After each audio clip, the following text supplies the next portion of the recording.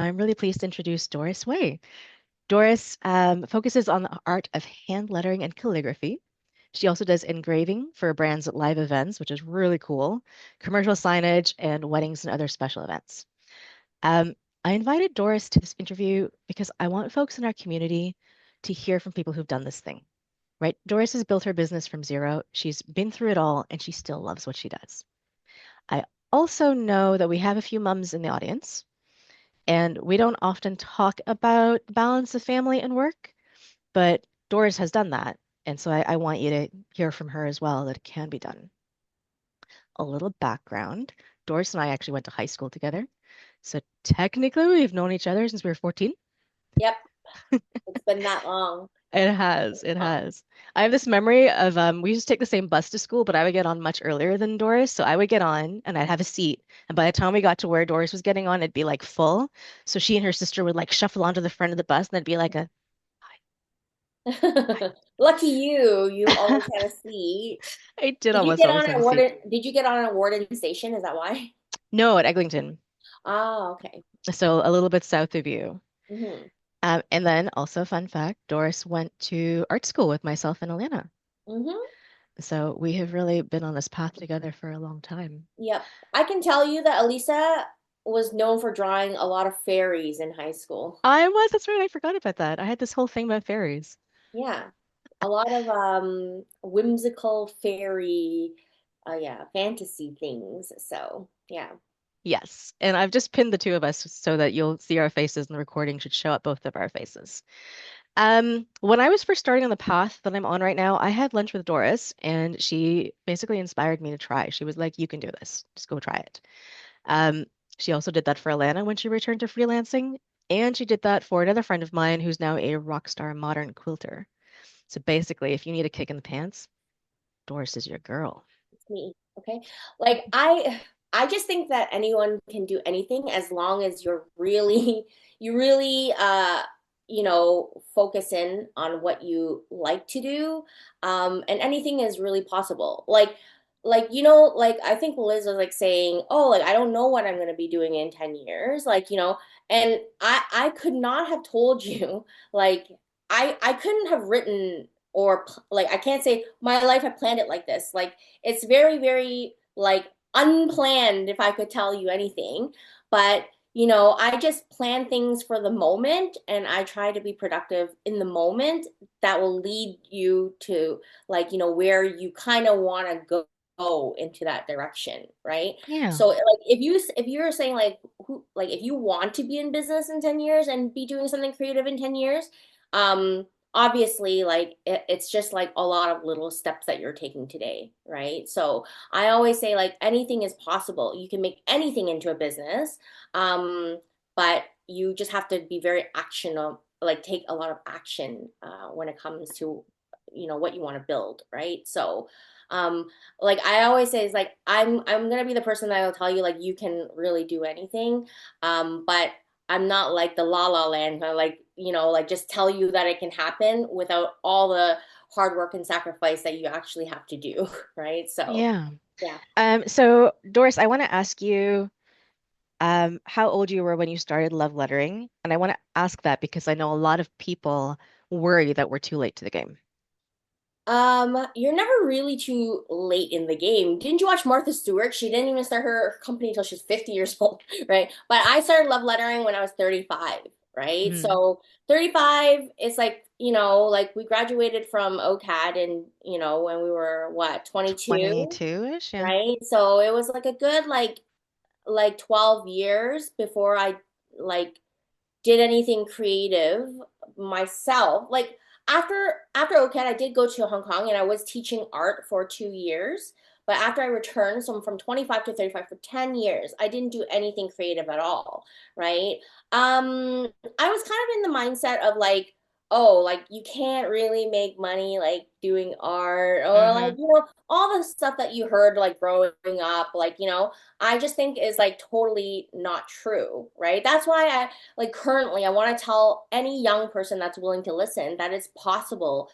It is possible to have a creative business and make money being creative, especially if you start younger. Like, especially if your children have talent and they start young and you can support them in that way, it's very, very possible.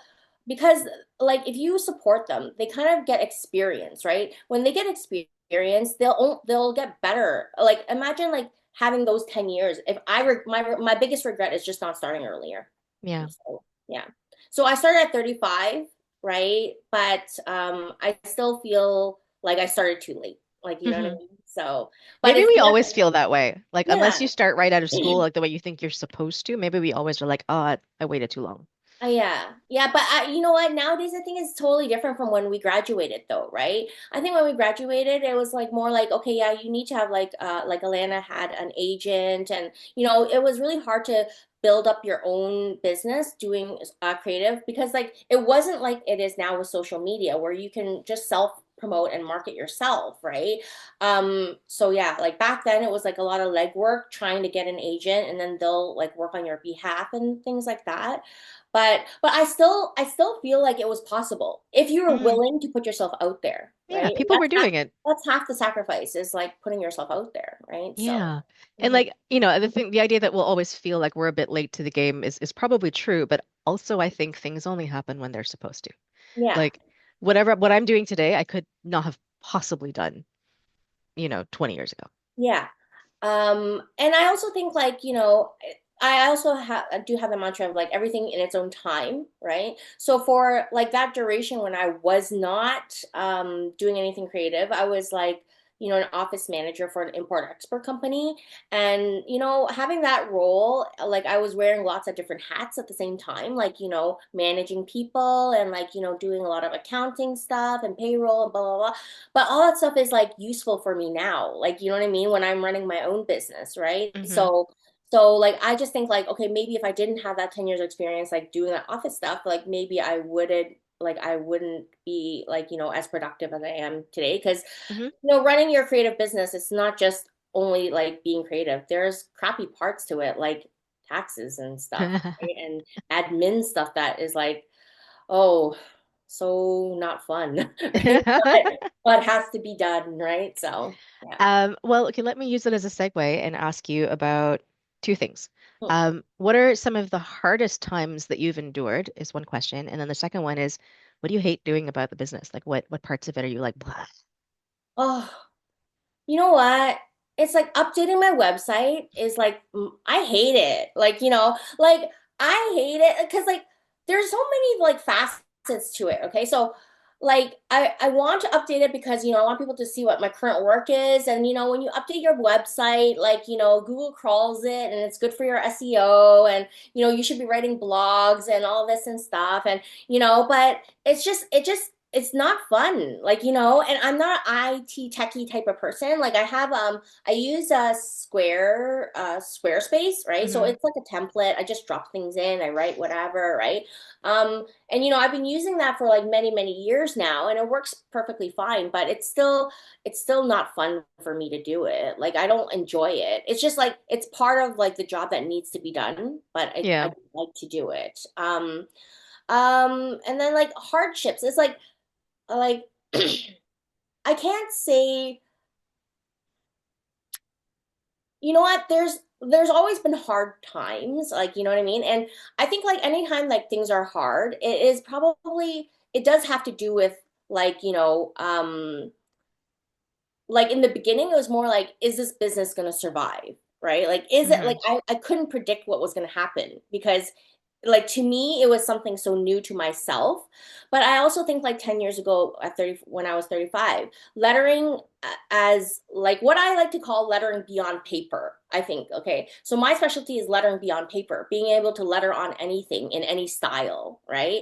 Like I think that was not at like not it was just kind of up and coming, right? So like I didn't know if I was going to be able to like explain to people like what look what you can do with lettering, like, you know what I mean? Like and yeah, like it was hard not knowing what was going to happen and trying Hmm. to convince my family that this is what I want to do, and like, let me try this, right? So but I was really fortunate that I have my husband, and like, that was could see my vision, right? And just was patient with me. And I think he always knew that I had this skill and talent. So like he just like I you have to set goals for yourself, right? Like you can't I would always set goals for myself, like, okay, I need to reach this. I need to, like, I need to pay the bills. Like this is basically what I'm saying. Like, you know what I Yeah. mean? I have Yeah. bills I need to pay. Like if I cannot make that work, then I cannot continue doing it, right? Hmm. But what am I going to do on a daily basis to try to get myself to that level where I can pay these bills? Like, you know what I mean? Can I be sustainable? Like, I don't need to be rich in the beginning. I'm like, I don't need to be like, making tons of money, but I need to be able to be sustainable in order to take care of my family and pay my bills, right? So that was very important.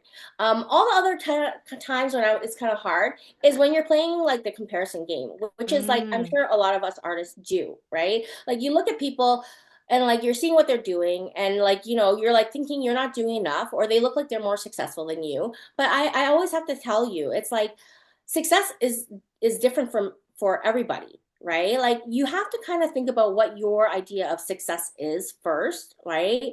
And then like kind of that's all you have to worry about, is like how you feel, like how what does success mean to you, and like, and how it makes you feel. Like when I say I'm late to the engraving, like engraving was became popular like maybe like 5 years ago, and I was just like, no, that's not for me. Like, Oh, I I'm didn't not know gonna that. yeah, I'm not gonna do it because like I'm very concerned about my hand. Like, you know what I mean? Like, and I always thought, well, when you're engraving, it's like the vibrations, like, you know what I Right. mean? Is it gonna like do something to my wrist, my arm, or Hmm. whatever? But like the tools that we use now, it's like a brushless motor, right? So it's very smooth. Like basically you don't feel any vibrations at all, Oh, right? that's So good. I Okay. was kind of late to the game when it comes to engraving. Hmm. But for me, like when I tell you, like I'm always trying to learn new things. When I tell you I'm lettering beyond paper, I want to be able to letter. Okay, I want to be able to letter on anything with any tool, like, for any reason, like, you know what I mean? So for me, I'm always trying to try new things. I'm always trying to evolve, right? So and learn new techniques, and Hmm. what else can I do with my lettering? I think that this is important, like, as an artist and as a business, is to evolve, so that you can offer more things, right? Show people that you're versatile. So yeah, like, but yeah. So What are some cool things that you've lettered on? oh, you know what? I can't tell you what I probably haven't lettered on. Like initially, like, I think like how I got my big break. Okay. Like I said, in 2015, like I originally was like, okay, I can letter on chalkboards and mirrors, and I can letter on all these things. Like, and I feel like people can use this in the wedding industry. At that time, nobody was doing that type of stuff, right? So Hmm. I was gonna create like a catalog of rental items for people. But then I realized, I started Googling stuff. I'm like, oh my God, look at there's this rental company like that has all these beautiful things already. Like, like their catalog is so grand already. I'm like, why don't I just reach out to them? And like, do they know that a hand lettering artist exists? Like, you know what I mean? And, show them what I can do, right? So that partnership was kind of like what catapulted my business, like, that one connection. Because like as soon as this person who owned this rental company could see the type of lettering that I could do on their pieces, then like anytime they were renting pieces, they would be like, oh my God, like look at this person, she can do this type of lettering. So we almost worked like almost like partners, like for a Hmm. couple of years, because like, like my lettering would complement her work, her pieces, right? And Hmm. she would be able to rent them out easier because Right. people could see the vision of what their wedding signage could look like, right? Hmm. So yeah, I think I got one off on a tangent. What was the question? That's okay. The question was, what's some cool stuff you've lettered on? Oh, I let her on so many things though. Like, Okay, what is the hardest thing you've lettered on?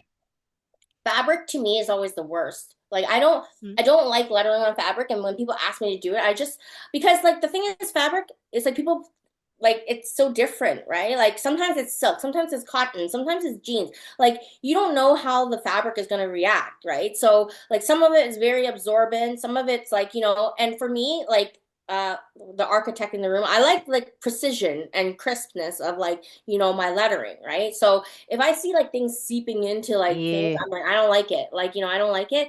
I think for fabric, personally, I always think that people should do it like hand letter it and then like get it on a iron on vinyl, like print it Mm. out and then do the iron thing. But see, I'm not into that. Like, people are always like, how come I don't have a Cricut? And how come I don't like, because that doesn't speak to me. Like machinery doesn't speak to me. I need to do everything by hand. Like, you know what I mean? Uh-huh. Not to say that I don't use computers. I know how to use Illustrator. I know how to do all that stuff. But everything to me always has to start very analog. Like it has to be a Hmm. pencil and pen first, right? And then it goes into like the digital realm, right? So Okay, so fabric's the least favorite thing. What yeah. is your favorite thing to letter on beyond Usually paper?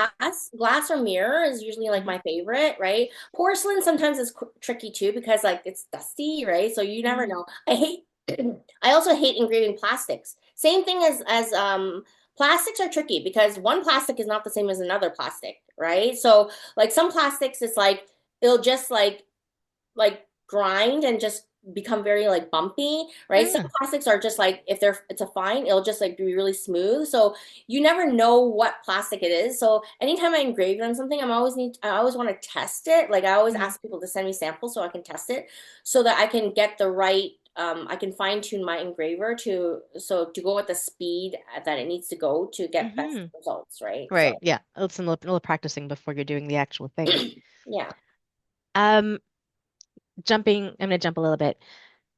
So I know that you've told me one of the reasons you started love lettering is so that you could be home with your daughter, Yeah. like to be with her as she was growing up. So I want to ask you a little bit about what it's been like to balance family and art and business over the last 10 years. Um You know what? Like, when I was talking about success, right?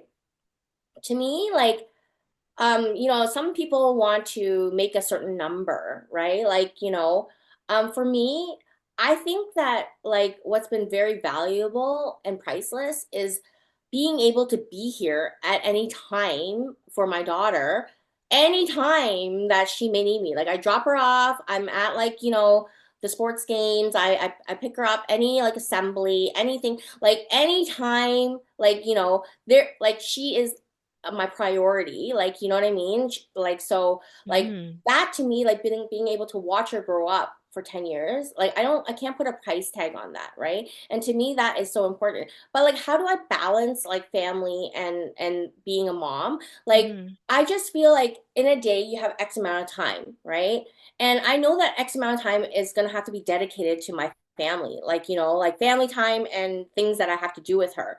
So in my mind there's that and then there's everything else, right? So I swear to you, for from 2014 to 2020, I almost never watched TV, like because I was so adamant that I would not waste any of time. Like if I was going to have any free time, I was going to dedicate it to my work, right? To see what I can do, right? So I just think like even pockets of time in your day, like, it's so easy to be distracted with like, your phone and like, Hmm. like games or whatever. But like, you just really have to prioritize like the things that you need to get done that are not fun sometimes, right? Like Like you have to updating the send that website. invoice, you have to file those taxes, like you have to, like, but that being said, you also have to reward yourself, right?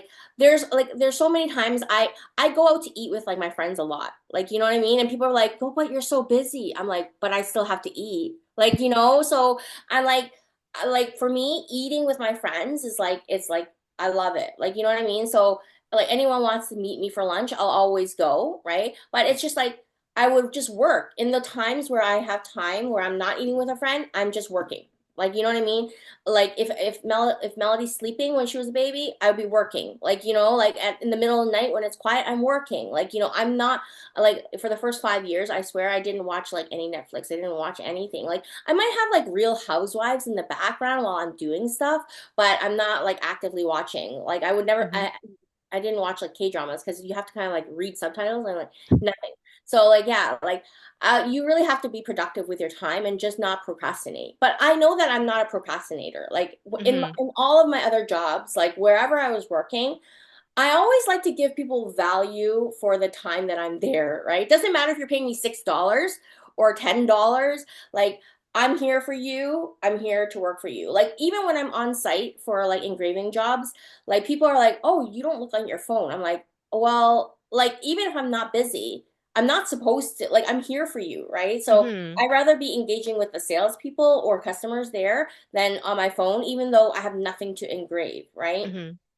I always want to give people like, my full attention and time if that's what is like, what I'm supposed to be doing, right? So, yeah, time to me is very, very valuable. Like even for all you guys being here today, like it makes me very nervous. I was telling Alisa, I'm just like, I know like I don't like lose anything, but I just want to be able to give you something valuable for your time to be with me today, right? Like if you could take away one thing, like I just hope that it's useful. Like, I don't hope I didn't waste your time. Like that's how I feel when I'm ever interacting with anyone, having lunch with anyone. Like I just feel like, okay, if we're gonna have time together, like, I hope it's time well spent. Like, so for you guys to be running your own business, it's just like, just spend your time well and productive and be proactive at what you need to do, right? To try to get yourself where you want to go, right? So, yeah. Let's go into productivity a little bit. Mhm. A thing that I think we're always curious about, I am for sure, is like what's the day look like for you? And I guess the Oh, way it looks today versus the way it looked when you started might be different because like of Melody's like yeah. care then Yeah. versus now. Okay. So I want to talk about okay, let's go back to the balancing act. Okay. It's like, Hmm.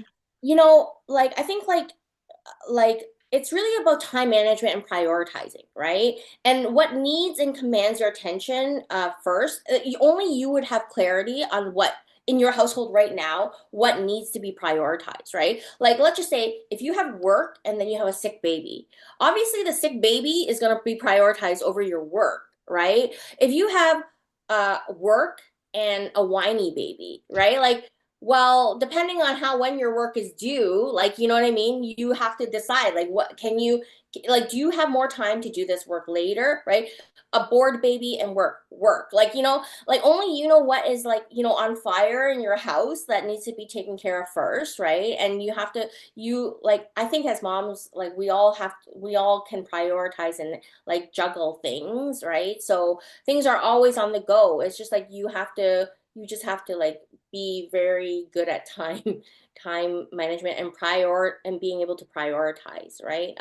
But right now, like my I wake up at 7 o'clock in the morning. Like, I make Melody eats like a hot breakfast every day. Okay. So like she's so spoiled. I only have and guys, I only have one daughter, which is a very big game changer. Okay, because like one is kind of like easier than two and three. Like, you know what I mean? Like I'm always amazed with moms who have more than one. I had one and I'm just like, wow, this is kind of hard, right? So I think maybe one, that's it. That's it for me kind of thing, right? Like I always wanted to be a mom, but I always knew I had other things to do with my life as well, right? That I need to pursue. So I think like the way that I've set up my life right now with one daughter is kind of like I get to do it all, right? Hmm. Like, so it's easy to take her with me. It's easy to leave her at home. I can put her somewhere else. Like, I when I have work and like it's just I can get my parents to pick her up if I have to do on-site stuff. It's just easier with one.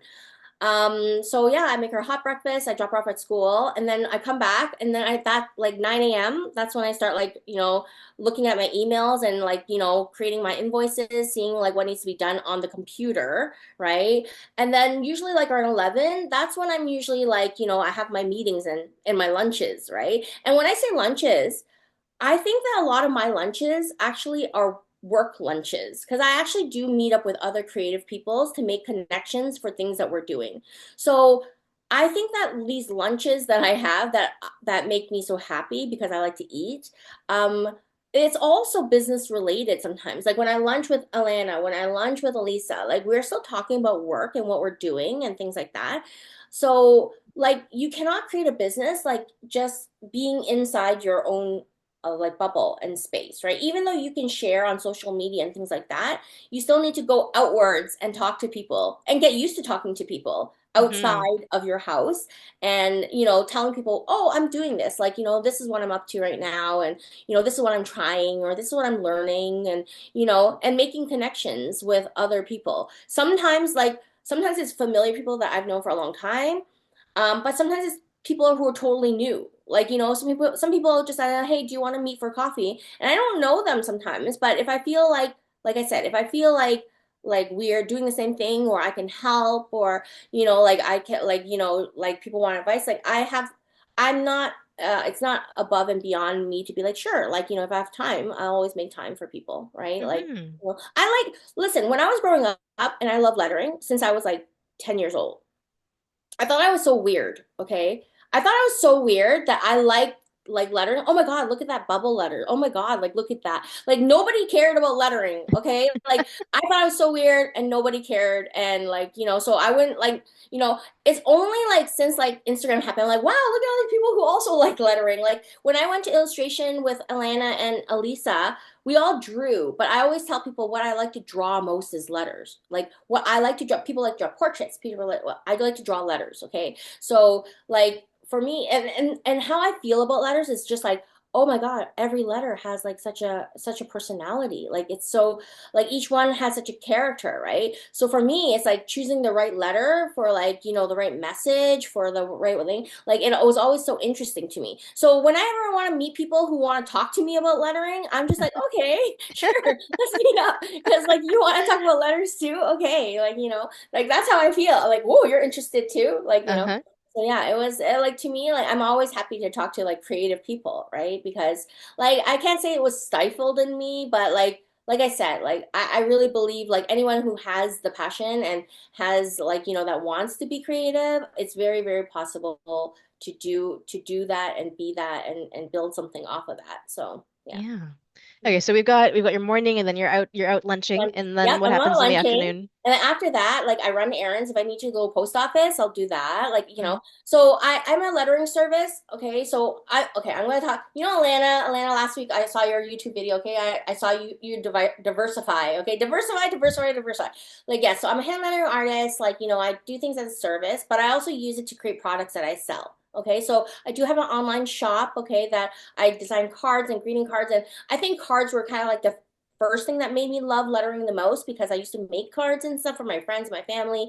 And like now I just like, like I design them and I use like a local place. I do letter, like they do letterpress for me. And, so I drop off my post office things and I go do the shipping and things like that. And then I pick up Melody. It's 3 o'clock. I pick up Melody. We come home, at some point, after school, I kind of don't do anything. I'm only with Melody up until like after we eat dinner, right? And like my husband, he works really early, so he sleeps around 8:30, 9 o'clock, right? So once like he goes to bed and Melody goes to bed, then I can continue working. Like, Hmm. at nighttime is the time that I can do most of the art stuff quietly. Like, Yeah. in the daytime, it's more like emails, meetings, shipping things, like anything that's Right. daytime related. Yeah, Like yeah. mostly I work at night. Like, all the when you see me lettering or completing engraving jobs and in studio things and whatever, it's nighttime. It's nighttime work. So yeah, because it's That's peaceful. really interesting. It's good to Mhm. know. Yeah. So that's kind Um, of my regular day, right? mhm. And So what's normal bedtime? for me, to be honest with you, for the first like 7 years, I would probably sleep around 2 or 3 a.m. But Mm. I've always been a night owl. Okay. So I would sleep 2, 3 a.m. I still wake up at like 7, 7:30, right? But on the weekends when Melly doesn't have to wake up at 7, I still wake up late. Like I'll wake up 9, 10, right? Hmm. And my husband, like he's off on Tuesday, Wednesday, so he takes care of like Melody drop off on those 2 days. So I sleep until 9. Like, you know what I Hmm. mean? Hmm. So everyone is different. Like everyone says, some people work really great in the mornings, like, really early, like 6 a.m. type of thing. Right? Yeah. So like, it's that's just how I'm wired, kind of like Yeah, I'm a that's night we person. we all have different clocks. And I Yeah. think there are a lot of people in this room who are also night owls. Mhm. Um, what advice would you give somebody who is in the first 1 to 3 years of getting their business going? Oh, I have to go back to just being productive and proactive and Hmm. prioritizing Hmm. what you're trying to build, right? Like you have to have a list of things that need to get done. And then you can also Oh, Paul is a night worker. Yes, she You can is. also, um, you have to network. It's just a must. Mm-hmm. Mm-hmm. Okay, it's just a must. Like, like you have to get out there and be able to talk to people about what it is that you do. Okay, like I have to tell you, before I started my business, I could always do what I'm doing right now. I just never told anyone about it. Huh. Nobody knew. Okay, Yes. I was Right. very capable of doing Mm-hmm. everything that I'm doing right now, like 10 years before, but just nobody knew that I was capable and what was going on in my mind, like, Mm-hmm. what was possible, right? But when you're able to tell people what you can do, people are going to find ways to use you. Like, you know what I mean? People will find ways, like Elena talking about, like, oh, just talking to the moms, like, in the schoolyard or whatever. Like, like for me, I'm always ready to talk about my work, right?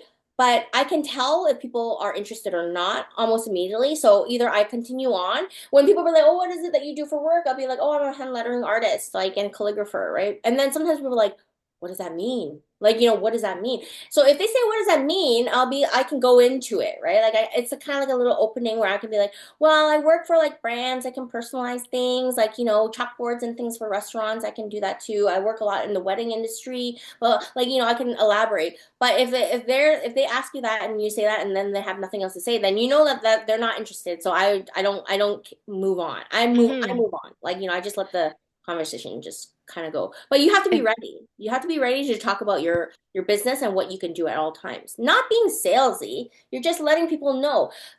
People are looking for you. Okay? That's all I'm saying. Like people are really looking for you, okay? Looking for creatives to help them fulfill projects that they need to get done, right? So they're looking for you. It's just like, do you have your light on? Like, do you know what I mean? Like, yeah. do you have your taxi light on? Like, Yeah. like I Yeah. can pick you up. Like, you know what I mean? Like that. Like, you know what I mean? So you just have Yeah. to be open, but you have to network. So if you want to work with like in the wedding industry, you have to go to like wedding shows. Like go to Mm. wedding shows, meet wedding planners, like, go to venues, go to venue open houses in your area and see like, even connecting with like florists and what anyone working. A lot of my network is the wedding people right now. Like I would Mm-hmm. say like uh maybe like 30% of my income is from like doing on-site stuff for brands, engraving and personalizing and things like that. I would say like probably like 35% is like still wedding industry stuff, like in studio work for like calligraphy and envelopes and personalized things. Like okay, last summer I personalized 250 cereal bowls. Like, I remember those pictures. like cereal bowls because people wanted to gift these cereal Yeah. bowls. Like they had a cereal bowl stand, like a cereal bar at nighttime. Like you know Mm-hmm. what I mean? And everyone got to keep their bowl. Like so Mm-hmm. in studio job that's for weddings and things like that is about 35%. And then Mm-hmm. everything else is kind of like custom commissions of like, unique things and like, working on site at restaurants and things like that for their menus and stuff like that. So unique signage and things, right? So So that's a, like sort of split 30, 30, 30. Yeah, I would say so. Like, I always have interesting projects and stuff too, right? Mm. So, Okay, I have to ask, 250 cereal bowls, did you get bored? no, I love it. You know what? Like, it's like to me, it's like meditative, okay? It's like like I can do it with nothing. Like I could do it in silence. Like, see, I think I'm a little bit weird. Like I just think I think I'm a little bit weird. Like I can do stuff in perfect silence. Like, in the middle of the night when I'm working, like sometimes it's just pure silence, right? Like if I'm doing a seating chart at like an on-site thing, I can do it in silence. And the thing is I love seeing everything look the same. Like, Yes, must the be like an consistency. OCD thing. Like, Yep. I love seeing everything that I can make everything look the same.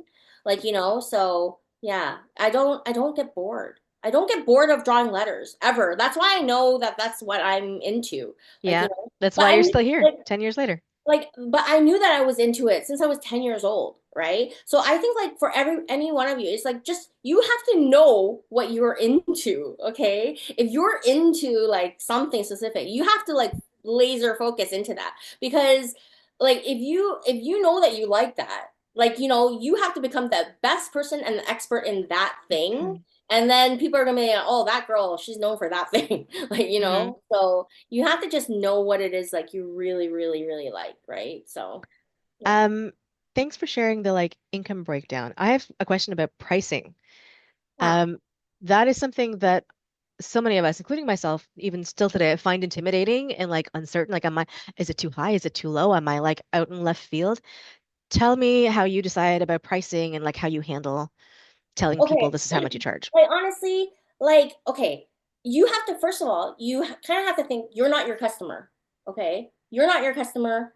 Like what I charge people for things like I could never pay for it, like myself, like what I mean, because like I'd be like I could do that myself, like what I mean. But the thing is, I've paid tons of people like to bake beautiful cakes because I cannot bake a beautiful cake. I'll pay like $500 for like an elaborate cake for Melody because I cannot bake that cake. Uh-huh. So okay, but you gotta think, okay, like what is the minimum wage right now? Like, you know what I mean? What is the minimum wage where you're working right now? Like, like you have to make at least more than that, okay? And you have to think about your skill. How long have you been honing your skill? How experienced are you at what you're doing, right?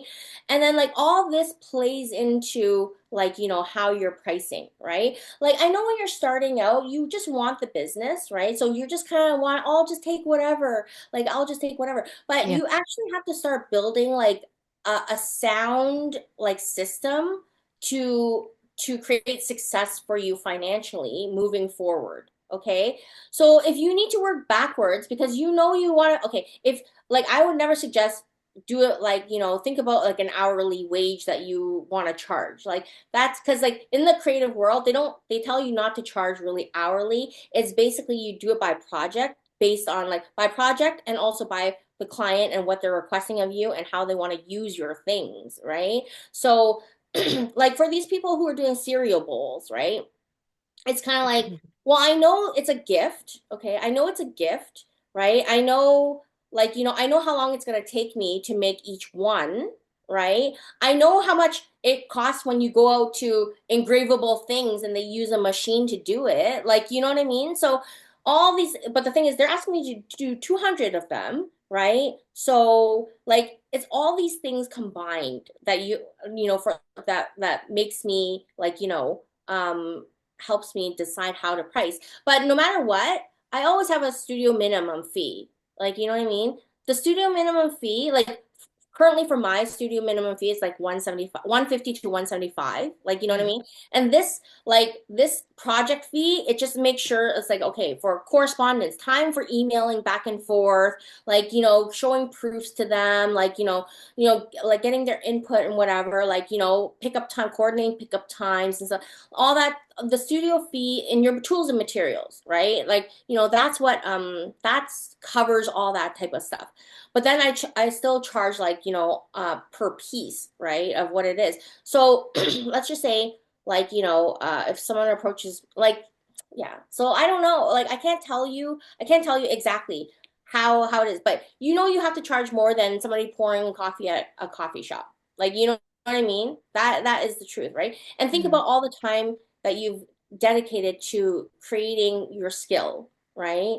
So only in like my 10th year now am I really comfortable like just pricing whatever it is. And then like I don't really care if they say yes or no, right? Because I know that if they don't value your time, somebody else who does value your time is going to come along and you're going to be glad that you saved the time for the person that values your time. You know Yeah. what I mean? Yeah. So even if like, like even if you could make just a little bit of money, like, sometimes maybe that time would have been better spent doing something creatively for yourself to show people what Hmm. you're able to do, right? Yeah. So, so yeah, like time is the only thing that like I'm very about time and not wasting it, right? Yeah. So if someone comes to you with a really cool project and you really want to do it, but they can't pay your prices, but you really like the project and you feel like you could execute it really well and you could show it off later and you would feel Hmm. good about it, Hmm. I would consider it. Like, Hmm. I would consider it, right? But if that same person came back to you again next time wanting the same price, then I would say no, because they're coming back to you because they know you did a good job. So at that time, you would be able to negotiate. No, well, negotiate the price that you actually want, right? Like I don't mind doing things like pro bono if it's something I really want to see done well in my style. Like, Yeah. what I mean? Yeah. Yeah. Um, That makes sense. yeah. So you can kind of pick and choose. Like, sometimes you do want projects, right? But yeah, but it doesn't feel good to get taken advantage of either, right? No. So you always have to make sure you're getting paid well for your time, right? At least to Yes. make a sustainable business for yourself to pay bills, right? Yeah, you gotta pay 'em. Um, in another conversation you and I had earlier, you had shared with me how you take deposits and payment for your work. Would you Ah, share that with the group? yeah. I think it's a total game changer. Okay, and it's a little bit pricey. I don't know. Like, okay, so I use this platform called HoneyBook. Okay, so it's an accounting like and a CRM like customer retention management like kind of platform, right? So they have email templates and they have like invoice templates and things like that for like for answers and questions that like basically you have to say all the time. Like, there's templates for that, right? So that it's great because I hate asking for money. Okay, so for me, my problem is always money. Okay, I hate asking, not asking. I hate talking about money. Right. So for me, I like to just get it out of the way. Right, because I do not like to chase people. I do not like to whatever. So when I started my business, which is it's like this is very weird. All my customers, I make them pay 100% upfront. Like, all my wedding clients always paid me 100%. Okay. And I tell them, I'm like, if you give me like, once you pay 100%, like, I'm going to lock you in and I'm going to take care of you and you don't have to worry about a thing. Like, and I always deliver. I deliver above and beyond, right? Like, and that's just how I was because I hate dealing with money. I hate being like, so you're gonna have to pay me now. Like, I hate it. Okay, so that's why I always made people pay me 100%. And if they were uncomfortable with that, then that's on you. See, like for everyone who has their own business, you set up your own boundaries of what you're comfortable with. I was not comfortable taking 50%. Like, I'm not comfortable taking 30%. I need to take 100% for me to feel comfortable working with you, but I will deliver 100%. Like, you know what I mean? And that's what happened every time, right? You have to deliver what you promise, obviously, right? Hmm. So that's how you build up like, your reliability and everything, right? That's why I still have so many good connections with like people in the wedding business because they just know I'll never let them down, right? No matter what, I'm always chasing like perfection. But money, okay, let's go back to money.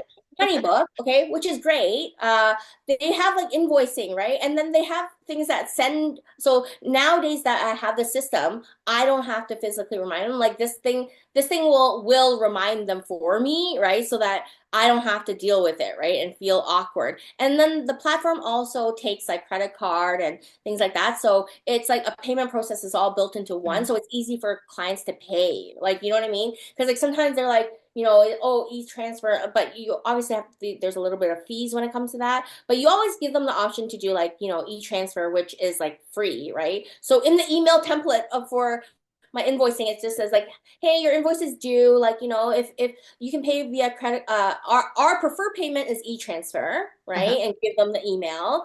But if you find credit card more convenient, please follow the steps below, right? So that email is just like I just choose that email and I'll just tell them all this information, right? So it's been a game changer because it kind of keeps track of all my like invoices as well, what's coming up, what's due, what projects are coming, keeps you kind of like, in check. And I think that that's been like a game changer for me because before I would just do everything manually, Hmm. right? Which is like a lot, kind of like a time waster. But when I wasn't that big, like I just felt like, oh, I don't need a platform or kind of thing, right? But HoneyBook, it is like, a couple $100 a year. Like I want to say like I think I want to say it's kind of like $400 maybe Canadian a Hmm. year, right? But totally worth it because like How far in advance do you take the 100% payment? whenever they're booking. If they're Right at booking. yeah, like literally like if their wedding is like in a year, but they want to make sure they want to reserve my time, like you have to pay me like 100%, right? I But love like, that. but yeah, like you have to pay me, right? But like, but now, like that was back then when I was dealing with my own, like I didn't have an accounting system. I was just doing invoicing, like creating like PDFs and Hmm. like silly stuff like that, right? Um, but nowadays with HoneyBook, like with HoneyBook, okay, I let I do 50%. Like because it's a contract, right? Because it's a contract, like inside this like HoneyBook. And also, but I still, okay, even though I make them pay me 50% to book my time, I still make them pay me 100% before I send them any sketches. So I do zero work before I get all the money. Like, and that's just my mentality. Like, I just, like, that's just my process of how I've built it since day Yeah. one. And like So, that makes sense to me, right? Like you can set that up yourself. yeah, Maybe not like, everybody you will can want to create your play, own but boundaries you for can do your it. work, right? People are like, can I give you cash? I'm like, no. I do not like it, okay? I do not like it. I like to know where, like, I like to see the money in my bank account to know that I made this money. Like, if you put the cash, I'm like, I don't know where this cash is going. I'm gonna go to the casino or something, and then it's gonna be gone. It's gonna be Um, like a couple of lunches and I'm done. yeah, no, exactly. It always happens, right? Like, like people who want to pay me cash, like I'm uncomfortable because it's like I don't know you. You're gonna give me cash, and it's not on record. It's like I just don't Yeah. like I'm a rule follower, I guess, a little bit. Like, That's I make okay. my own rules, and I like to follow rules. How about that? Okay, There you go. I so like I it. want the government to. Okay, I also want the government to know it's like okay, I'm making money here, and I'm paying to my taxes, so don't like audit me and like here's everything. Like, you know what Yeah. I mean? Like Here's the that's like list. Here's all the receipts. Take them. yeah, like I just don't want to get into trouble. Like I'm not a troublemaker. Like you know what I mean? So yeah. But yeah, the CRM Hmm. or like retainer management, like it's very helpful, Yeah. especially if you want to be serious. Okay, like website is important, like this platform was important and I only implemented that like maybe 3 years ago, right? Hmm. But I think that that's when everything really changed. Like Alana, like I'm gonna refer to Alana. If you guys were part of Alana's chat, I watched her YouTube video.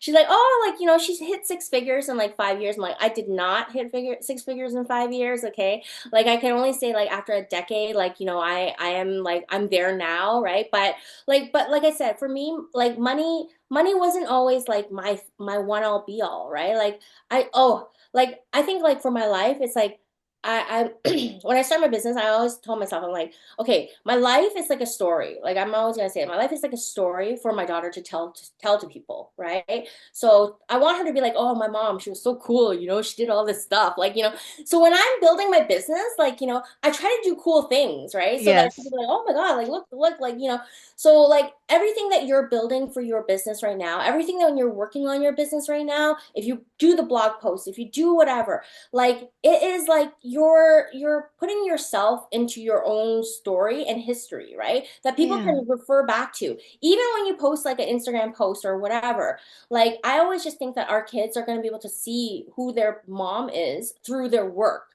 And this is what's so valuable to me. Like, she's gonna know like my story and her kids are gonna know who I am through my work of building love lettering for like all these years. So my goal, my mission, my success is like being able to have longevity. Like, I always Mhm. used to want to outdo myself. I was like, in 2017, I wrote a book. What am I going to do next? I'm going to start a YouTube channel. What am I going to do next? I'm going to start an online course. What am I going to do next? I was always I'm going to do an art exhibit. What am I going to do next? Like, I always was trying to like outdo myself. Like, you know what I mean? For everything that I did. And it's tiring trying to outdo yourself, right? Mhm. So I set my goal to be able to be an artist for as long as I live. Like, you know what I mean? Like, how long can I do this for? Like, how old can I be? How long can I do lettering for? For That as is long as the my arthritis holds out. I know, right? Like, that my husband's always like talking about retirement, and I'm just like, I'm never gonna retire. And even if I did retire, I would still be doing lettering. Like, I Hmm. would still be doing lettering no matter what. So, like, why not just like continue on, like, and just make cool things and, like, but see, you cannot like have a business for a long time if you're not handling the money part too. Like, you know what I mean? Yeah. Yeah. So, and the thing is, the more skilled, the longer that you work at it, the more you should command because you're better at it, and you're reliable. Your work is good. You're reliable. You're well known. Like, it all comes together as long as like you are constantly working towards what you're trying to do. So, Thank you. Thank you, everyone, for coming. Thank you so much, Doris, for thanks, joining us and everyone. It sharing your was my time and your pleasure. stories. Love Thank it. you. Thank you. Oh, you're welcome. You need a kick in the butt. Doris is I your can girl. convince you. You can do it. Okay? But not in a dreamy way, in a you better get your ass together way. Doris does not mince her words. Yeah, exactly. Okay, Thank you again. wow. Thanks for joining me. Okay. Have a great day, Thank you everybody. all. The recording will be up in the CCC either later today or tomorrow, and it'll be up on my channel and Doris's channel as well. Yeah. Okay. Yay, Bye, thank everyone. you. Thank you. Okay. Bye. Bye.